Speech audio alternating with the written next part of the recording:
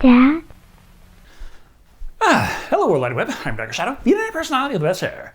And this was certainly a movie. Or was it? Skinamarink is definitely unique, you could say. Experimental, absolutely not what you would expect out of a horror movie released in 2023, independent or not. That means it's going to be a difficult one to review, at least the way I usually go about this. I usually just give a little summary of the plot for the opening and then go over each plot point in the movie, just kind of saying my thoughts about it and summarizing things pretty well, put a little bow on it at the end with a 5-star rating system. But if I were to do this for Skinamarink, I'd be over in about 2 minutes and you'd all be wondering why I gave it the rating I did. So I'm going to do my best to explain the movie and spoil the plot along the way.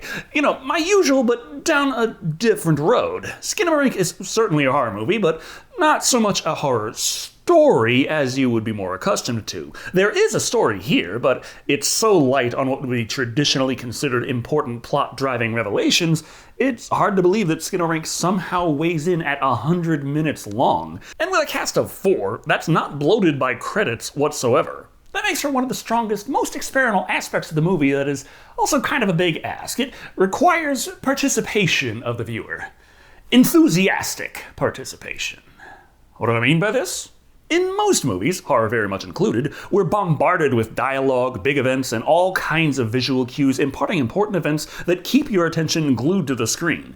Indeed, any lull for too long resulting in the viewer's attention drifting is seen as a flaw of the format. A movie has a story to tell, and must cram as much of it as it can into every minute to deliver the tale, but the thing about Skinamarink is it really isn't the tale that is meant to scare you. It's the experience, and that experience is something you can only do by pushing through it yourself. You have to pay attention, give your attention completely to the movie. Any lapse in your attention, any kind of drift away, and it will take you completely out of it. So you have to be there, focusing on it, so it can really work its magic and actually begin to build some of that dread. And when it does, when it starts to do that, it can be very easy to then drift away that way, because subconsciously it'll feel better. It'll feel safer not paying as much attention. And that too, you have to fight through and keep focused to truly experience Skinamarink. To this end, I believe the best way to watch Skinamarink is in a dark room with your headphones on alone. No phone, nothing to distract you. Keep your attention on the moving picture before your eyes and accept the invitation to peer into dread. And with that out of the way, we can start to discuss exactly what it is we see with Skinamarink. Our story takes place way back in ancient times in 1995. As if the clips I've used in this review already weren't a big enough hint, yes, this extremely heavy film grain is used throughout. Similarly, we really don't see characters' faces, as the feet of the 2 children, Kaylee and Kevin, played by Dolly Rose Titrialt and Lucas Paul, respectively, shuffle about the dimly lit hallways of their family home one fateful evening, giving us the greatest horror a parent can face.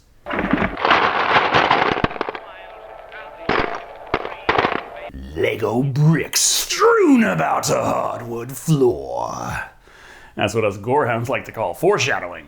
The dull sound of the TV is contrasted with the loud but abstract sounds of play. But as we fade from there, it all kind of moves into the background while we hear another voice talking.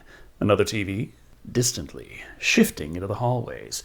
It's become much darker and much quieter. The cold, still house is all we see, barely through the darkness, adorned in still silence, or the background noise of television programming.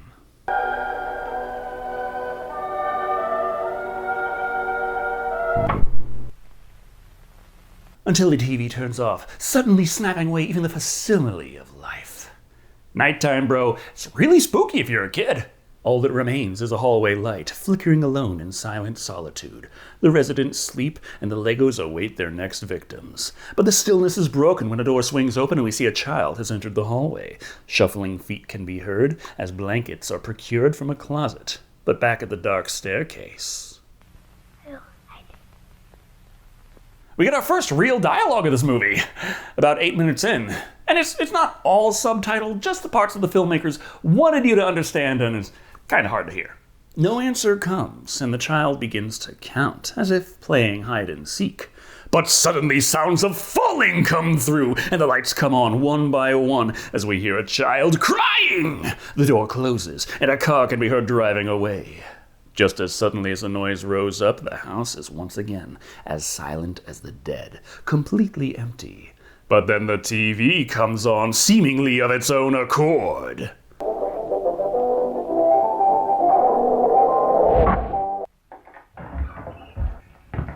Right up until the family gets back home. That way, Dad won't notice. At least not until the electric bill comes. The kids are sent back to bed, and sure they're asleep, the dad, played by Ross Paul, calls up the mom, played by Jamie Hill, to tell her that Kevin fell down the stairs. Took a bump on the noggin, but the hospital says he's fine, so they're back home. Had a fright, but nothing to worry about. But after Kaylee uses the bathroom, she notices something strange, and brings Kevin over to show him.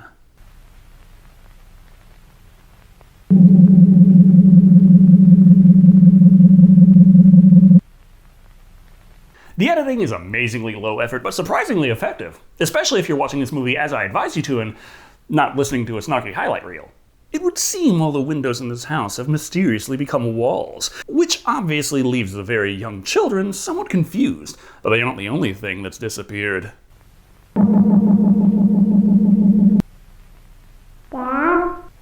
Any and all exits no longer exist, and their father is nowhere to be found. Sweet! It's time to break out the Genesis for some secret Mortal Kombat. The kids are slightly more responsible, and unable to find their father, they attempt to call someone on the phone. But it won't work. So try 911 and nothing. So try a few more times, still nothing. Unsure of what to do, Kevin requests that they sleep downstairs, and they fire up the TV and put some cartoons on while they try to sleep. Kevin.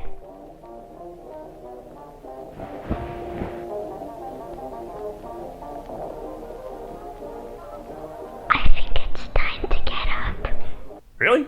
It's only been a couple of seconds. Though the lack of doors and windows does make it a lot harder to tell time than it has to be. A little bowl of mini wheats for breakfast, and Kaylee heads upstairs for some things. But what's this? The hallway light has been removed from the outlet. Very strange. I mean, it could have just disappeared like everything else. Yeah, no bother. Just gotta get her toys, put it back in, and get out of there.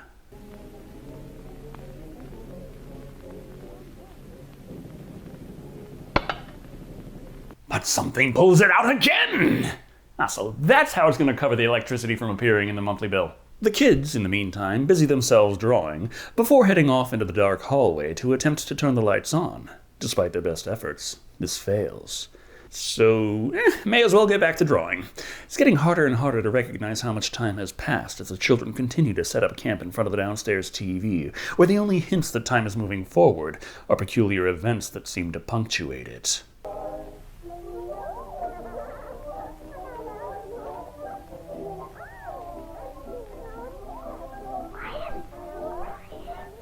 I don't know, but just throwing this out there, I have yet to see a scene of you two cleaning up the Legos. The confusion continues as hours have passed with no one coming to check on the kids. More noises abound, and oh yeah, there's a chair on the ceiling, just because. There are more important things to worry about, like where exactly has Dad gone off to? Not like he could just walk out the door while there isn't one, but even worse.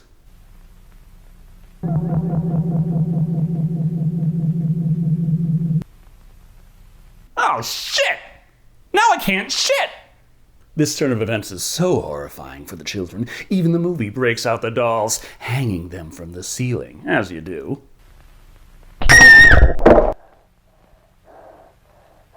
And for better or worse, while this film is all about building a sense of dread, when things do happen, they have a bit of a jump-scary quality to them, which I find to be the least scary aspect of the movie. So the saga of the bathroom without a toilet comes to a close with the discovery of some handy-dandy buckets. But that hasn't answered just what is going on here. Ah well, just means more time for cartoons and Legos. Not like anything any weirder could happen anyway.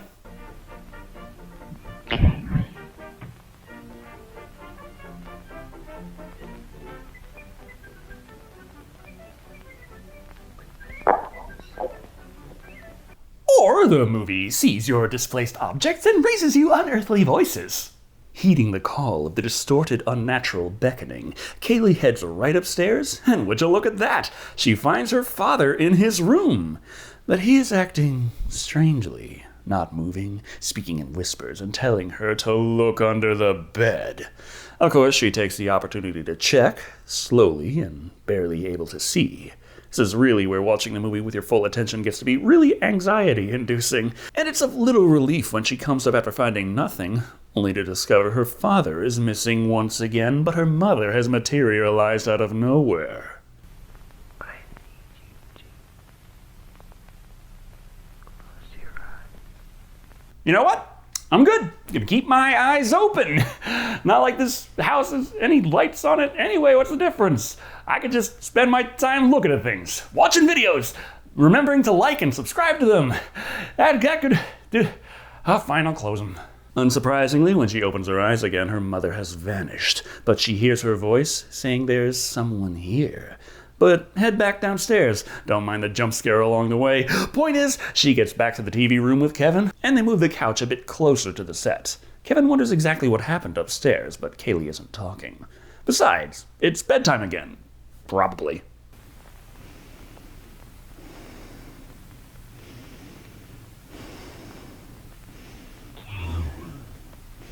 Oh, not you again, freaky deaky voice. 8 hours, okay? 8 hours of peace and quiet is all I ask.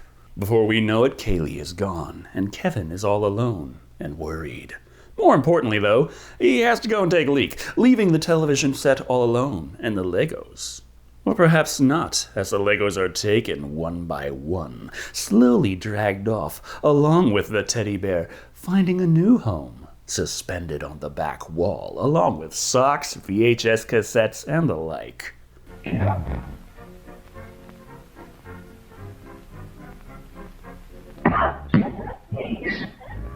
And then the spooky little voice starts calling Kevin over. Because this night has been going so well for him so far.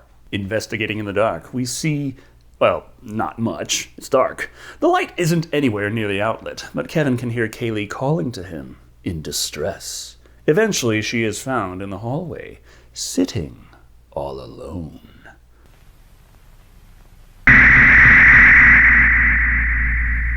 With no eyes or mouth, just in case this wasn't freaky enough for you. Terrified, Kevin flees back to the couch, with half the toys still stuck to the wall.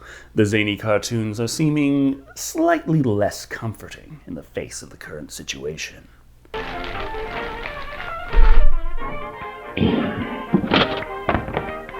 No, spooky voice, it's fine. All the cartoons in this movie are public domain. It specified that in the opening.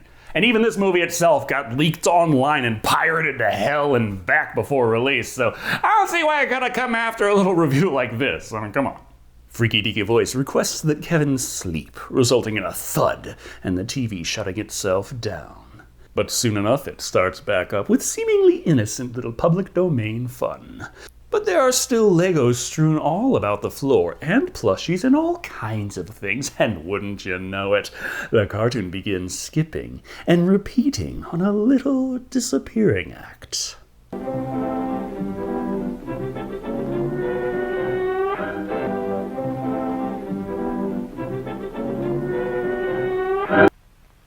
Well, that's one way to declutter your home. Between Skinamarink and Hellraiser, I have learned that nothing beats the cleaning power of amoral supernatural entities. The silence breaks as the television comes back on and the Legos are poured out all over the floor once more. But Kevin can't just ignore that nagging voice in the back of his head.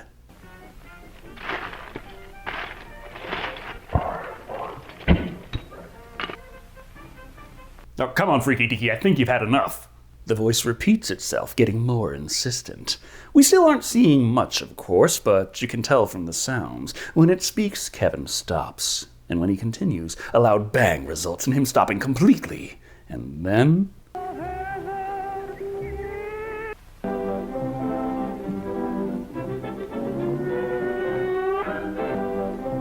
oh, that's just a silly cartoon with the... oh, God.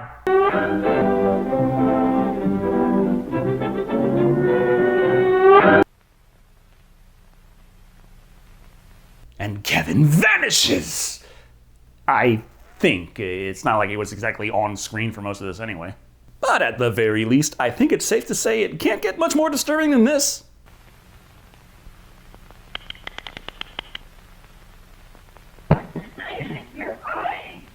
Freaky Deaky, calm down. There's like 30 minutes of movie left, and I was hoping to spend it slightly less tense than the last hour. Like most things, we don't see anything, but boy, howdy can Kevin cry and wail. There is blood on the wall, and Freaky Deaky implores that Kevin awaken. So he's back to the TV whose sound becomes more and more distorted before it is again shut down, and Kevin is alone in the dark. Or not alone, as we all know by now. But what's this? The telephone has a signal once again. Thus, Kevin calls 911 and calmly explains that they're hurt and feel sick. Haven't felt that good since sticking a knife in his eye.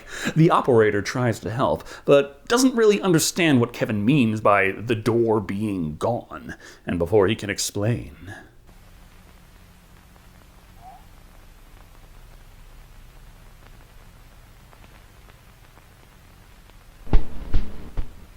Kevin is also gone. Again! The stillness of the dark house is cut with the appearance of a flashlight, which finds a toy with a silly face, and the sudden shift of setting clues Kevin that Freaky Deaky, whatever it is, must be behind this all. The sights shift again, and Kevin decides to confront the entity. How did you do that?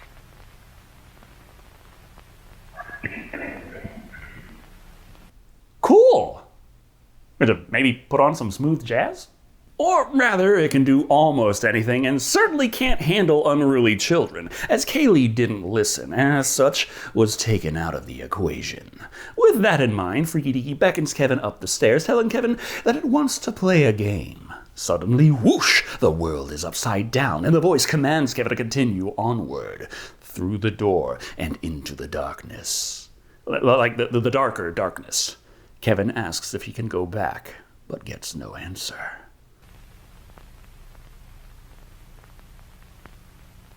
And we suddenly skip 572 days later. Kevin is now 5.5. The world is still upside down, and Freaky Deaky has been collecting all the toys. The public domain cartoon jingles return. Low at first, but it grows louder and more distorted as the hallway extends farther and farther to the vanishing point. Then whoosh, it vanishes. Then we return to how things were. As in, how they've been. Dark, dreary, people fading out of existence, the silence only broken by sounds too difficult to distinguish, and more darkness. Weird eyes can be seen, but hey, that's just the toy. An obvious jump scare! So don't worry. What you should worry about are the continued whispers of Freaky Deaky. I have no idea what the hell it's saying, but it can't be good. And remember, Freaky Deaky can do anything, even erasing the faces from the children across all their pictures. Yeah, this might look like an amateur Photoshop job, but is actually a horrifying supernatural event. Far more disturbing are the child's cries as the ceiling carpeting is covered in blood. Then cleaned and covered again as Freaky Deaky cuts them open over and over again, continuing on this ordeal for over 500 days already.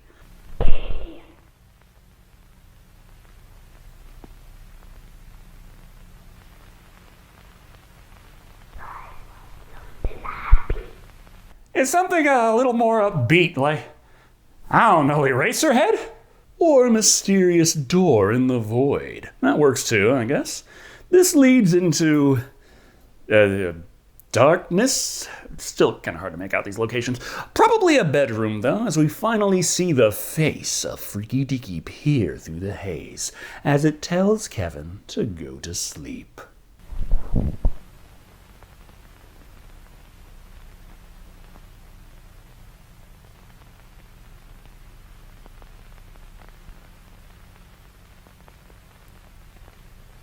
Leaving the viewer with one final burning question.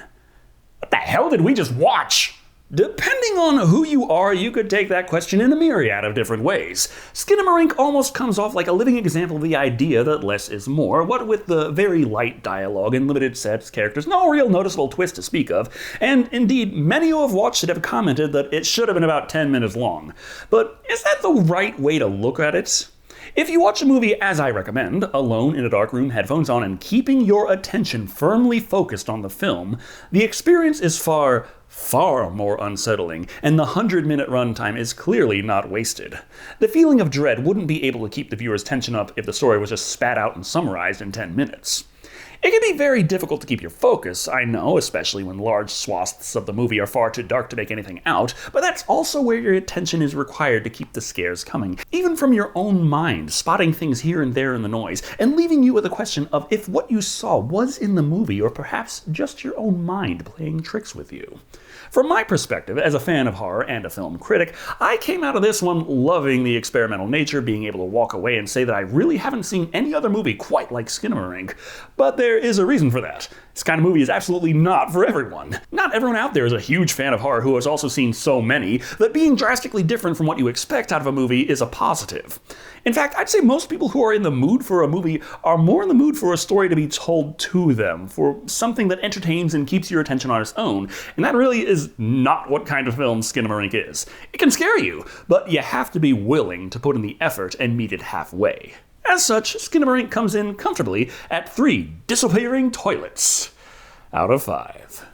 It's unique, unsettling, and I wholeheartedly recommend it. And I understand that only about half of you might actually enjoy it. Thank you all for watching. I've been Shado.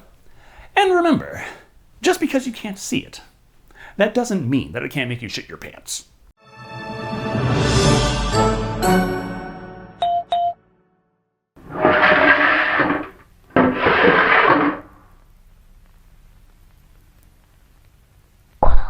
And that's another review down, but no reason to stop watching. Keep your focus going.